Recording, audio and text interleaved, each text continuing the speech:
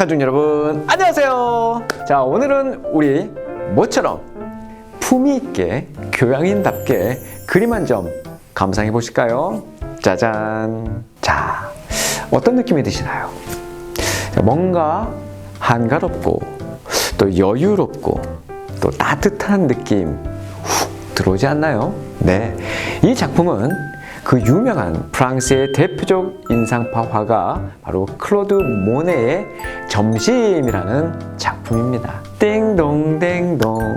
이 맛있는 점심시간은 늘 가슴 설레는 시간임에 분명하죠. 우리말에 삼시세끼라는 말이 있죠. 그 중에서 이 점심만 아침이나 저녁과는 달리 한자어입니다. 또한 아침과 저녁은 시간을 나타내는 단어가 나중에 끼니를 나타내는 단어로 바뀌었는데, 반면에 점심은 끼니를 나타내는 단어가 시간의 의미까지 가게 된 그런 단어이죠. 자, 이처럼 점심은 아침과 저녁 사이에 먹기 때문에 중식이라고도 하고 오찬이라고도 하지요. 자, 점심은 본래 1일 2식을 했던 중국에서 아침과 저녁 사이에 드는 간단한 식사를 일컫는 말이었다고 해요. 배고픔을 요기하면서 마치 마음에 점을 하나 딱 찍고 넘겼다는 뜻인 거죠. 자, 또한 아침 먹고 나서 꽤 시간이 흘러 해이해진 마음을 다시 점화시킬 정도로 간단히 먹는 식사다라는 뜻도 있어요. 또한 점심은 중국 광동 지역의 대표적인 음식인데, 광동어 발음으로 점심을 뭐라고 하는지 아세요? 딤섬이라고 한답니다. 자, 이렇게 생긴 딤섬, 바로 마음에 점을 찍다라는 의미를 갖고 있는 거죠. 이는 내 배를 꽉꽉 채워서 먹는 것이 아니라 마음에 점을 찍듯이 한자로 마음심, 그리고 점점자가 있어요. 마음에 점을 찍는다 해서 점심, 끼니 사이에 간소하게 먹는다는 뜻을 지니고 있는 것이죠.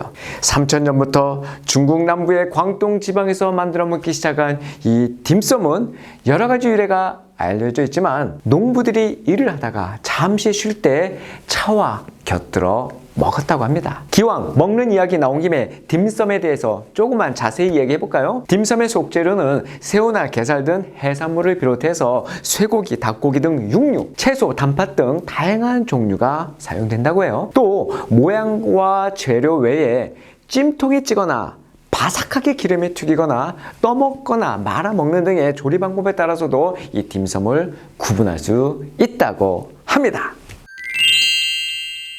아무튼 이 점심은 마음에 점을 찍는 순간이에요. 이 순간이 우리 예수님께도 찾아왔습니다. 어느 날 예수님께서 말씀을 전하고 계실 때에 바리새파 사람 하나가 자기 집에서 점심 잡수시기를 예수님께 청합니다. 그래서 예수님께서 들어가서 앉으셨어요. 그런데 그 바리새파 사람이 예수님을 이상히 여깁니다. 이유는 예수님께서 점심을 잡수시기 전에 당연히 먼저 씻어야 할 손을 씻지 않으신 것을 봤기 때문이에요. 그때 주님께서는 그에게 이렇게 말씀하십니다. 지금 너희 바리새파 사람들은 잔과 접시의 겉은 깨끗하게 하지만 너희 속에는 탐욕과 악독이 가득하다. 어리석은 사람들아, 겉을 만드신 분이 속도 만들지 아니하였느냐. 지금 점심 먹기 전에 손 씻는 문제로 시작해서 너희에게 화가 있을 거라고 할 정도로 너무나 일이 커져버린 양상이 돼버린 것이죠.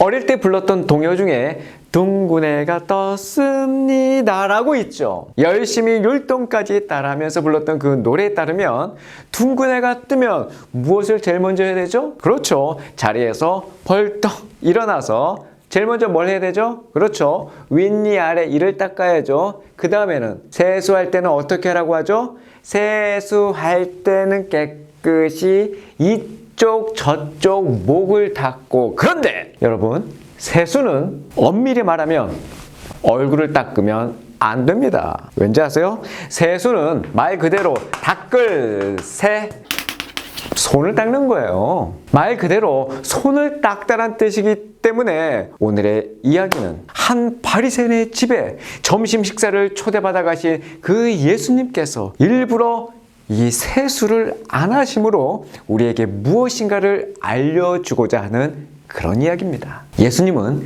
식사 전에 세수하는 유대인들의 이 전통을 모르셨을까요? 당연히 아니죠.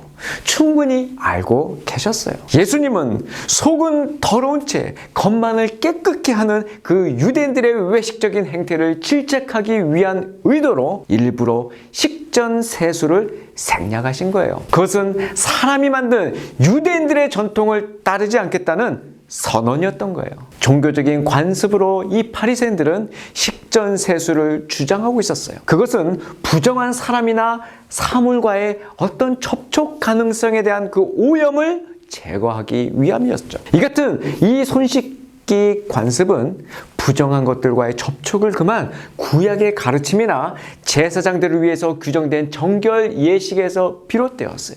율법을 넘어서 다양한 전통과 관습을 만들어서 그 행위 여부에 따라서 나는 깨끗해, 나는 깨끗해, 너는 더러워, 너는 더러워 라고 판단했던 그 유대인들의 허를 찌른 것이죠. 손은 깨끗하게 씻어도 마음은 여전히 탐욕과 악독으로 가득한 그들과 바로 우리들을 깨우치기 위해서 우리 예수님은 이 세수 사건을 우리에게 보여주신 거예요. 코로나 바이러스 때문에 손 씻기가 특별히 중요해진 요즘 우리는 이 보이지 않는 바이러스가 얼마나 무서운지 잘 배우고 있어요. 네, 맞아요. 눈에 보이는 것보다 더 무서운 것은 눈에 보이지 않는 것들이라는 것을 알게 되었죠. 눈에 보이는 손과 발보다 더 중요한 것은 보이지 않는 우리의 마음을 깨끗게 하는 것이라는 것을 알게 된 거죠. 보이는 세상보다 더 중요한 것은 저 보이지 않는 하나님 나라, 그리고 그 나라의 왕이신 우리 하나님이에요. 그래서 그 나라를 소유하기 위해선 손과 발을 자르려는 그런 결단이 필요합니다. 마태복음 18장 8절입니다. 만일 내 손이나 내 발이 너를 범죄하게 하거든 찍어 내버리라. 장애인이나 다리 저는 자로 영생에 들어가는 것이 두 손과 두 발을 가지고 영원한 불에 던져지는 것보다 나으니라. 여러분, 내일 점심엔 우리 생명의 점 하나를 우리 마음에 찍어볼까요? 청신호 가족 여러분, 다음 시간에 만나요.